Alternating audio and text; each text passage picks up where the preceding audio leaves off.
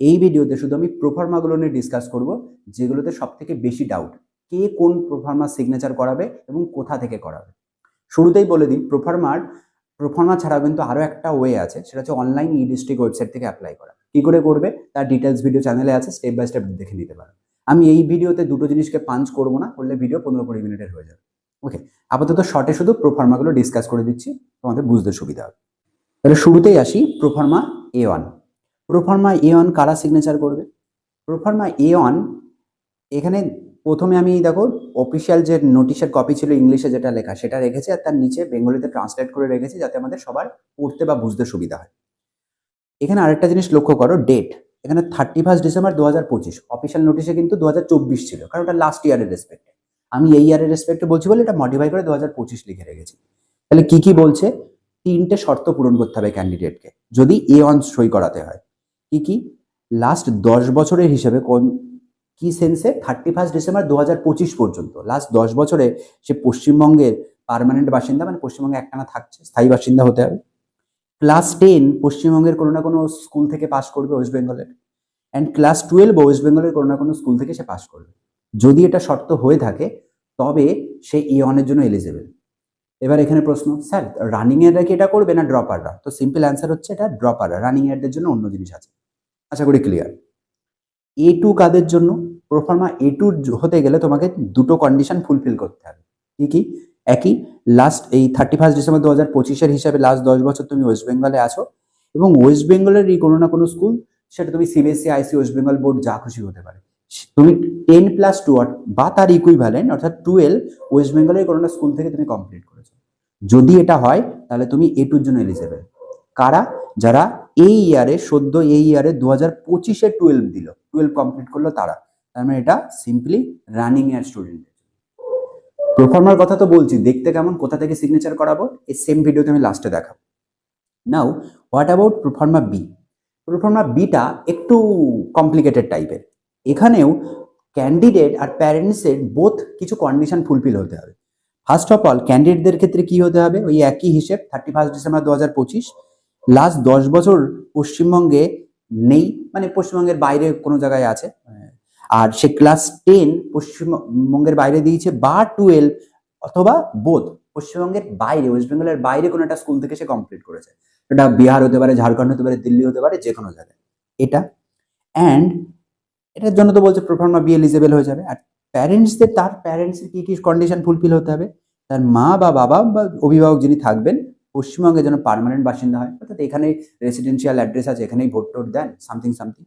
আর পশ্চিমবঙ্গের স্থায়ী বাড়ির ঠিকানা থাকতে হবে, পার্মানেন্ট অ্যাড্রেস হতে হবে ওয়েস্ট বেঙ্গলেরই। আর একই রকম 31 ডিসেম্বর 2025-এর হিসাবে বাবা মাও লাস্ট 10 বছর পশ্চিমবঙ্গে বসবাস করছে। যদি এই শর্তগুলো পূরণ হয় তবে তুমি প্রোফার্মা বির জন্য এলিজেবল হবে। ক্লিয়ার? তো এই গেল আমাদের 3টে প্রোফার্মার গল্প।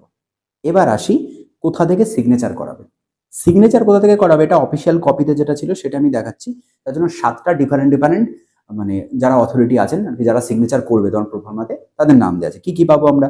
ডিস্ট্রিক্ট ম্যাজিস্ট্রেট পাবো, সুপারিনটেন্ডেন্ট অফ পুলিশ পাবো, আমরা কমিশনার পাবো, অ্যাডিশনাল কমিশনার পাবো, অ্যান্ড সামথিং সামথিং। আমি স্টেপ বাই স্টেপ আরো তো বলছি না, এটা দেখে নিতে পারবে। এর মধ্যে যে কোনো একজন অথরাইজড, মানে যিনি তোমার প্রোফার্মাতে সিগনেচার করতে পারবে। নাও প্রোফার্মা এটা A1 এর জন্য, বা প্রোফার্মা আমাদের যেটা বি আছে ইজিলি হয়ে গেল। প্রোফার্মা A2 কি হবে? এই জায়গাতে অনেকের একটা কনফিউশন থাকে, সেই কনফিউশনও দূর করে দিচ্ছি। দেখো লাস্ট লাইনে লেখা আছে, এই জায়গাটা ক্লিয়ার করতে হবে। লাস্ট লাইনে কি বলছে? এখানে বলছে প্রোফার্মা A2 যেটা আছে সেটা মাস্ট বি সাইন করতে হবে। কে কে সাইন করতে পারেন? Headmaster, principal, head of the institute, something. কোথাকার? ক্লাস 10 এর স্কুল না ক্লাস 12 এর স্কুল? ক্লাস 12। দেখো 10+2 examination in this year 2025, point to be noted. তো এইটা 2025 মানে এটা 2026 হবে, কারণ আমি তো এই ইয়ারের জন্য বলছি। ঠিক আছে, তো এটা রানিং ইয়ার স্টুডেন্টরা করবে, আর দিচ্ছি রানিং বোঝানোর জন্য। তাহলে ক্লিয়ার? এখানে আরেকটা ছোট্ট ডাউট থাকে, স্যার আমি যদি গ্রাম পঞ্চায়েত থেকে করি তাহলে কি হবে?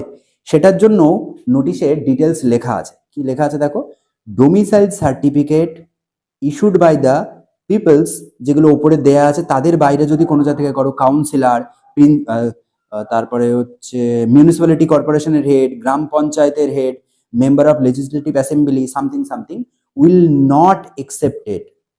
Not accepted.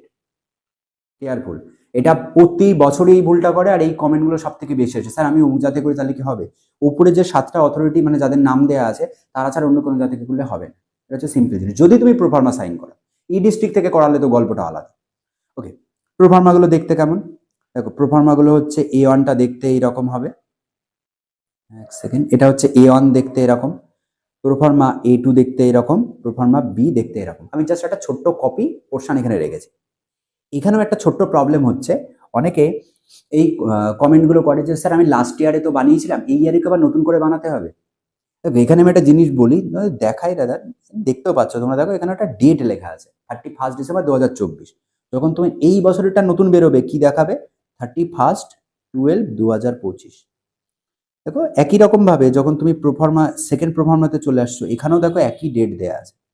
তাহলে তুমি যদি এই পুরোনোটা সাইন করাও তাহলে তো সেখানে ডেট 2024 থাকবে, 2025 তো থাকবে না। তো সেক্ষেত্রে প্রবলেম করতেই পারে। এই কারণে হয়তো কেন ঝামেলায় জড়াবো? কাউন্সেলিংয়ে যখন নোটিশ বেরোবে তারপরে আমার হাতে 2-3 দিন থাকবে, একটা প্রোফার্মা তার মধ্যে আমি সাইন করিয়ে আনতে পারবো না? নিশ্চয়ই পারবো।